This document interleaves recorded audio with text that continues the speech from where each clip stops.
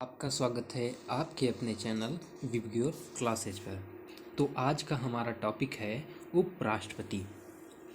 आज इस वीडियो में हम उपराष्ट्रपति से रिलेटेड जितने अनुच्छेद हैं उन्हें कवर करेंगे। उसके बाद हम उपराष्ट्रपति की शक्तियाँ, उनके अधिकार क्या हैं, उनके कर्तव्य क्या हैं को भी कवर करेंगे। इसके साथ साथ आज हम इस वीडियो में जो प्रीवियस ईयर के क्वेश्चन पेपर हैं, जो आपके यूपीएससी, यूपीपीसीएस, एसएससी और यूपीएसआई में आ चुके हुए जो प्रश्न हैं उनको देखेंगे। तो आइए स्टार्ट करते हैं आज की ये वीडियो। तो सबसे पहले देखते हैं उपराष्ट्रपति।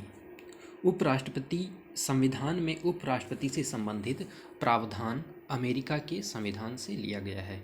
तो जो उपराष्ट्रपति के पद का जो प्रावधान है वो किस संविधान से लिया गया है? तो अमेरिका के संविधान से लिया गया है। और उपराष्ट्रपति का जो उल्लेख हुआ है वो भाग 5 में हुआ है, और भाग में राष्ट्रपति का भी उल्लेख भाग 5 में हुआ था। तो उपराष्ट्रपति से संबंधित जो महत्वपूर्ण अनुच्छेद हैं वो 63 से लेके 69 तक हैं। अनुच्छेद 63 से लेके 69 तक आपके उपराष्ट्रपति के पद को रखा गया है। अब सबसे पहले देखते हैं अनुच्छेद 63 में क्या कहा गया है। तो अनुच्छेद 63 भारत का एक उपराष्ट्रपति होगा। तो अनुच्छेद जो 63 है उसमें यह उल्लिखित है कि भारत का एक उपराष्ट्रपति होगा। बहुत ही सरल है कि याद करना इसको कि अनुच्छेद 63 क्या है, भारत का एक उपराष्ट्रपति होगा। अगला अनुच्छेद है अनुच्छेद 64। भारत का उपराष्ट्रपति राज्यसभा का पदेन सभापति होगा। तो अनुच्छेद 64 क्या कहता है कि जो भारत का जो उपराष्ट्रपति होगा वो राज्यसभा का पदेन सभापति होगा। तो यह क्लियर हो गया कि जो उपराष्ट्रपति होता है वो राज्यसभा का क्या होता है? पदेन सभापति होता है। जैसे लोकसभा का जो अध्यक्ष होता है वो लोकसभा का ही सदस्य होता है, लेकिन जो उपराष्ट्रपति होता है वो राज्यसभा का कोई सदस्य नहीं होता है, बल्कि वो चुन कर जाता है और राज्यसभा का पदेन सभापति बनता है। अगला जो दिया गया है उसी में उपराष्ट्रपति संसद के किसी भी सदन का सदस्य नहीं होता है। मतलब जो उपराष्ट्रपति होता है वो संसद के किसी भी सदन का, मतलब जो लोकसभा है या राज्यसभा है उसका सदस्य नहीं होता है। आगे देखते हैं लोकसभा अध्यक्ष। तो इसमें क्या होता है कि एक लोकसभा अध्यक्ष होता है, एक राज्यसभा सभापति होता है।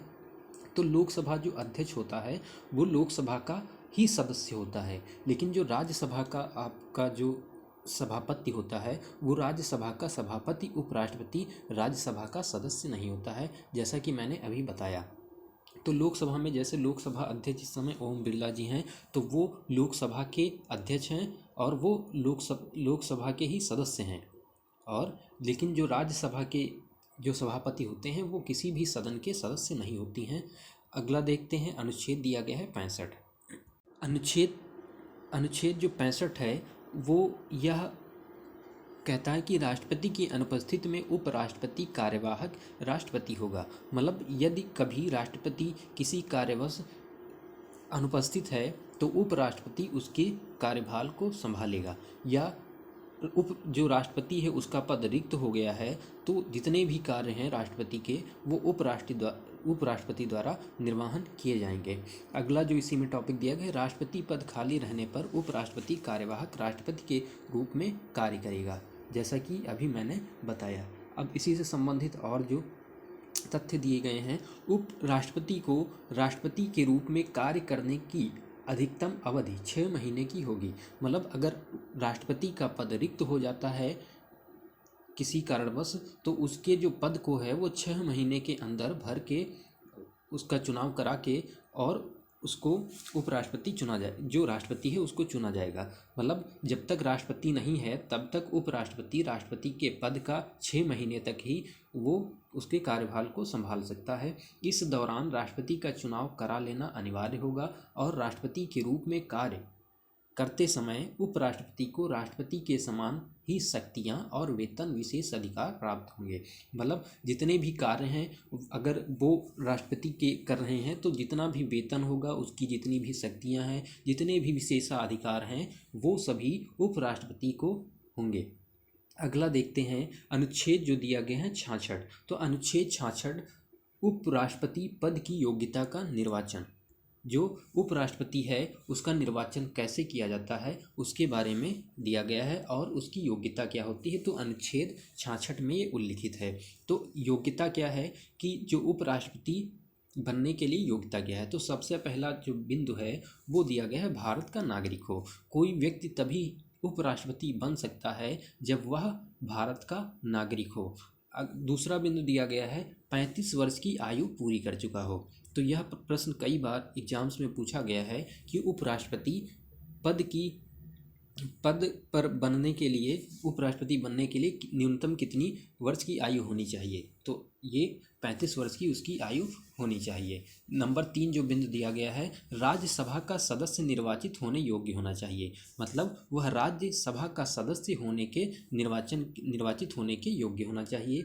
अगला जो बिंदु दिया गया है 4 नंबर, निर्वाचन के समय किसी प्रकार के लाभ के पद पर नहीं होना चाहिए। जब उसका निर्वाचन किया जाए तो वो किसी भी प्रकार के लाभ के पद पर निर्वाचित नहीं होना चाहिए या किसी भी लाभ के पद पर नहीं होना चाहिए। और जो 5 नंबर दिया गया है, इसमें दिया गया है कि 15,000 जमानत राशि देनी पड़ती है। इतनी सारी योग्यताओं के होने के बाद ही कोई व्यक्ति राष्ट्रपति बन सकता है। तो इतनी सारी योग्यताएं बहुत सारे व्यक्तियों में हो सकती हैं। तो क्या वो सभी लोग उपराष्ट्रपति बन सकते हैं? तो ऐसा संभव नहीं है, क्योंकि कुछ कंडीशन जो मैंने साइड में लिखी हैं जो कि प्रस्तावक और अनुमोदक होते हैं।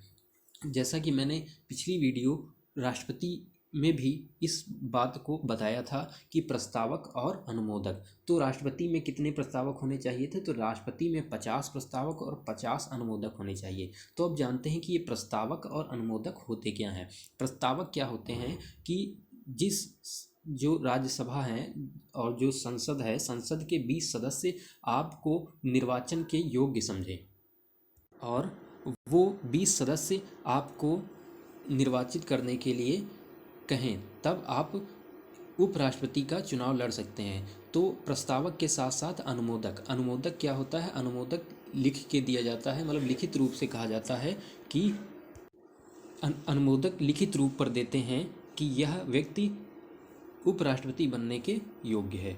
अब जो अगला जो बिंदु दिया गया है, उपराष्ट्रपति का निर्वाचन। तो उपराष्ट्रपति का निर्वाचन कैसे होता है उसको एक नज़र में देखते हैं। तो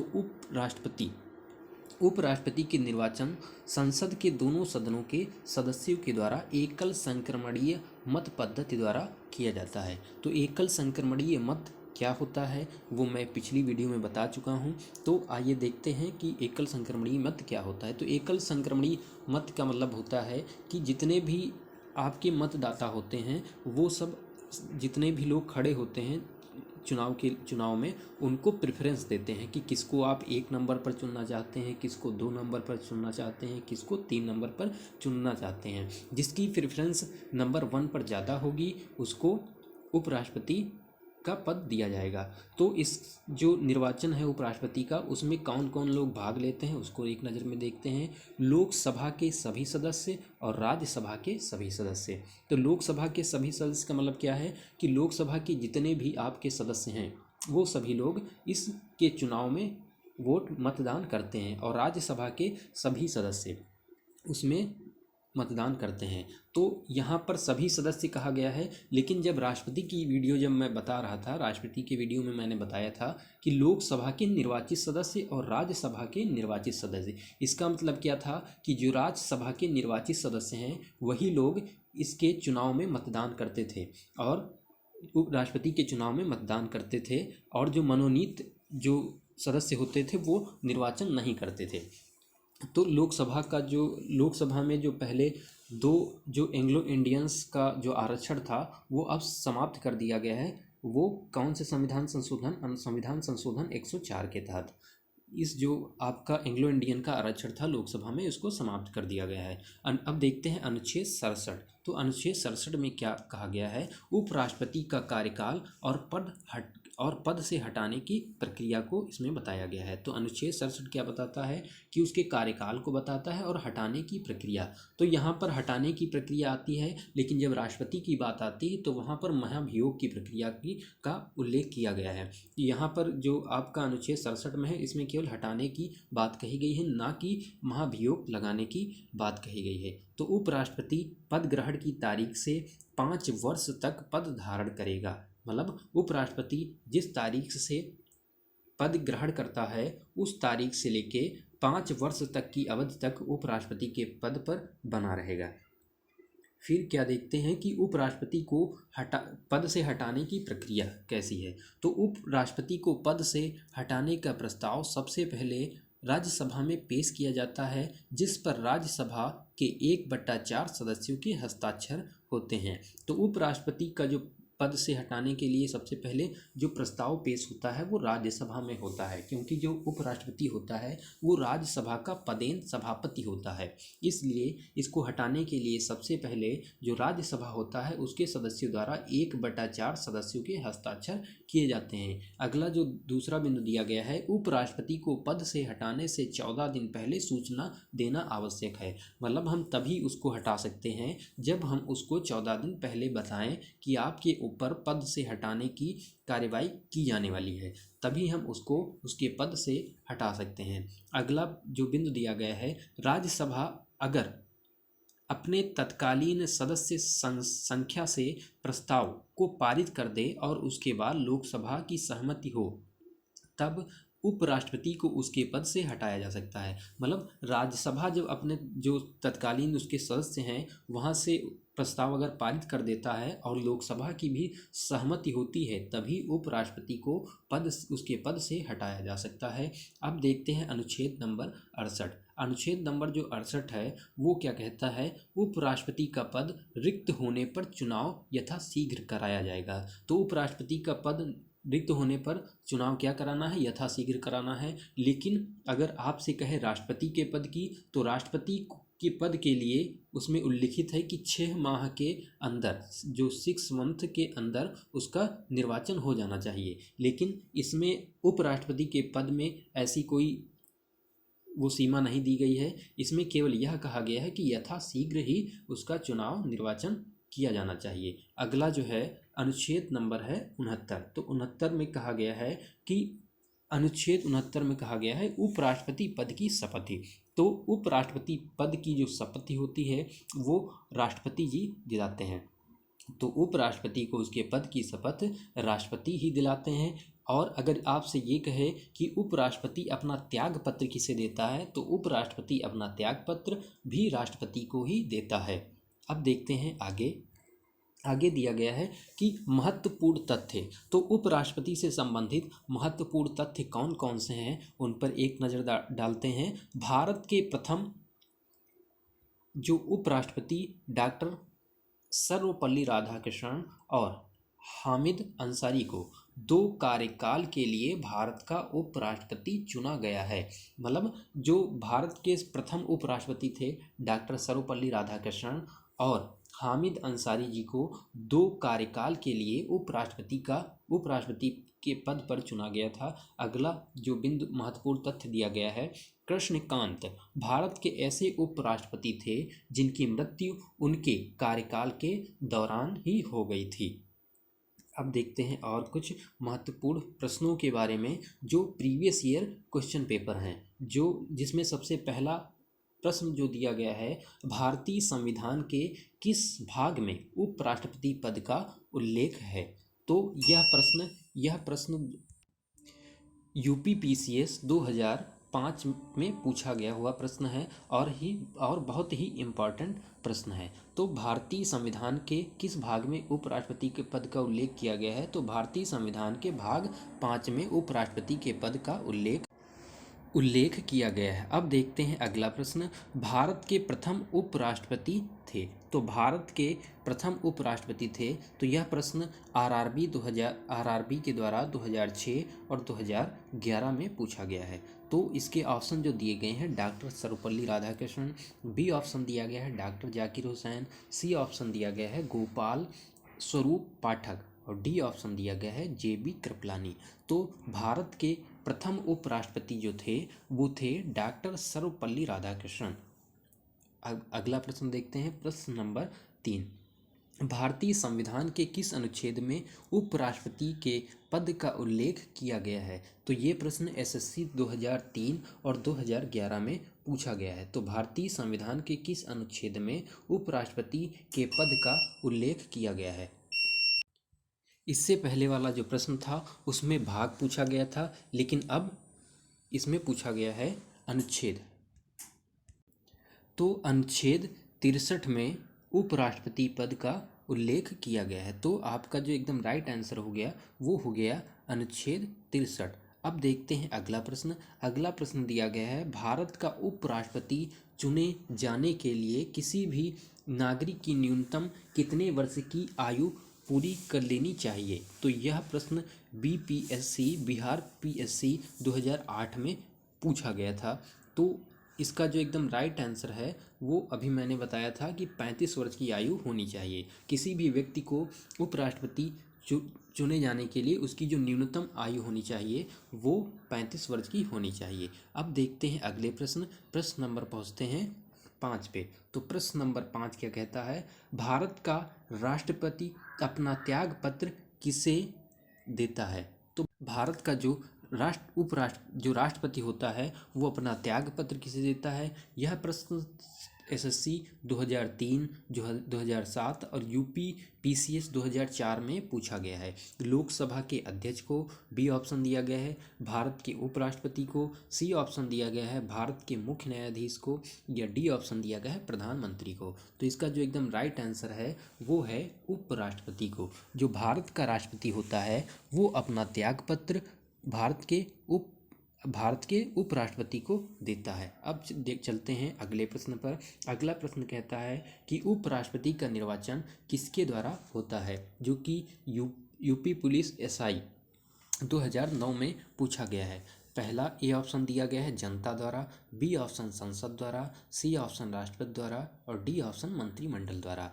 तो इसका जो एकदम राइट आंसर है वो है संसद द्वारा, क्योंकि संसद में ही आपका लोकसभा और राज्यसभा आता है, इसलिए जो इसका राइट आंसर हो गया वो संसद हो गया। और जो लोकसभा है उसको निम्न सदन कहा जाता है और जो राज्यसभा है उसको क्या कहा जाता है? उसको कहा जाता है। अब चलिए देखते हैं अगले प्रश्न पर। अगला प्रश्न है प्रश्न नंबर 7। उपराष्ट्रपति को पद से हटाने संबंधी प्रस्ताव प्रस्तुत किया जा सकता है संसद के किसी भी सदन में, और संसद या फिर राज्यसभा में C ऑप्शन दिया गया है, लोकसभा में, और D ऑप्शन दिया गया है उपरोक्त में से कोई नहीं। तो यह प्रश्न जो है UP PCS 2003, 2004 और 2007 में पूछा गया है। तो इसका जो एकदम राइट आंसर है, जैसा कि अभी मैंने पीछे बताया कि जो उपराष्ट्रपति को हटाने संबंधी जो प्रस्ताव होता है वो राज्यसभा में ही प्रस्तुत किया जाता है और 1/4 सदस्यों के मत द्वारा। अगला देखते हैं अगला प्रश्न नंबर है 8। प्रश्न नंबर 8 कहता है कि उपराष्ट्रपति लोकसभा का सदस्य, उपराष्ट्रपति क्या होता है? मतलब उपराष्ट्रपति लोकसभा का सदस्य होता है, B जो दिया गया है राज्यसभा का सदस्य होता है, नंबर C जो दिया गया है किसी भी सदन का सदस्य नहीं होता है, D ऑप्शन जो दिया गया है संसद का सदस्य होता है। तो जैसा कि अभी मैंने बताया था कि जो उपराष्ट्रपति होता है वो किसी भी सदन का सदस्य नहीं होता है, बल्कि वह निर्वाचित होकर बनाया जाता है, निर्वाचित करके बनाया जाता है, जो कि राज्यसभा का सभापति बनाया जाता है। अगला प्रश्न जो देखते हैं, अगला प्रश्न दिया गया है प्रश्न नंबर दिया गया है 9। प्रश्न नंबर 9 क्या कहता है? उपराष्ट्रपति अधिकतम कितने समय तक राष्ट्रपति का कार्यवाहक पद संभालता है? तो उपराष्ट्रपति कितने समय तक राष्ट्रपति के पद को संभाल सकता है, ऐसा प्रश्न पूछा गया है, जो कि BPSC 2001 में पूछा गया प्रश्न है। तो देखते हैं इस पे ऑप्शन जो दिए गए हैं 3 मंथ, 3 मंथ दिया गया है, 6 मंथ दिया गया है, 9 मंथ दिया गया है और 2 मंथ दिया गया है। तो इसका जो एकदम राइट आंसर है वो 6 मंथ है। अगला देखते हैं अगला प्रश्न क्या है? भारत के उपराष्ट्रपति को उसके पद की शपथ कौन दिलाता है? तो भारत का जो उपराष्ट्रपति है उसकी शपथ उसको कौन दिलाता है, जो कि SSC सन 2007 में पूछा गया है। तो A ऑप्शन दिया गया है लोकसभा और और राज्यसभा दोनों के निर्वाचित सदस्य। बी ऑप्शन दिया गया है संसद के दोनों सदनों के सदस्य। और जो सी ऑप्शन दिया गया है राज्यसभा के सभी निर्वाचित सदस्य। और जो डी ऑप्शन दिया गया है वो राज्यसभा के सभी सदस्य। इस प्रश्न के जो ऑप्शन दिए गए हैं वो गलती से दूसरे प्रश्न के ऑप्शन छप गए हैं, जिसके कारण ये जो क्वेश्चन है वो गलत हो गया है। तो उपराष्ट्रपति के ऐसे ही बताया दे रहे हैं कि जो उपराष्ट्रपति होता है उसको उसके पद की शपथ कौन दिलाता है, तो उपराष्ट्रपति को उसके पद की शपथ राष्ट्रपति द्वारा दिलाई जाती है। कौन दिलाता है? राष्ट्रपति। तो इसी के साथ आज की क्लास यहीं पर समाप्त होती है। आप लोगों के बीच फिर उपस्थित होंगे एक नई क्लास के साथ। जो भी दोस्त या भाई बहन चैनल पर नए हैं वो चैनल को सब्सक्राइब कर लें, लाइक करें, कमेंट करें और आपको यह क्लास कैसी लगी वो कमेंट करके ज़रूर बताइएगा। धन्यवाद।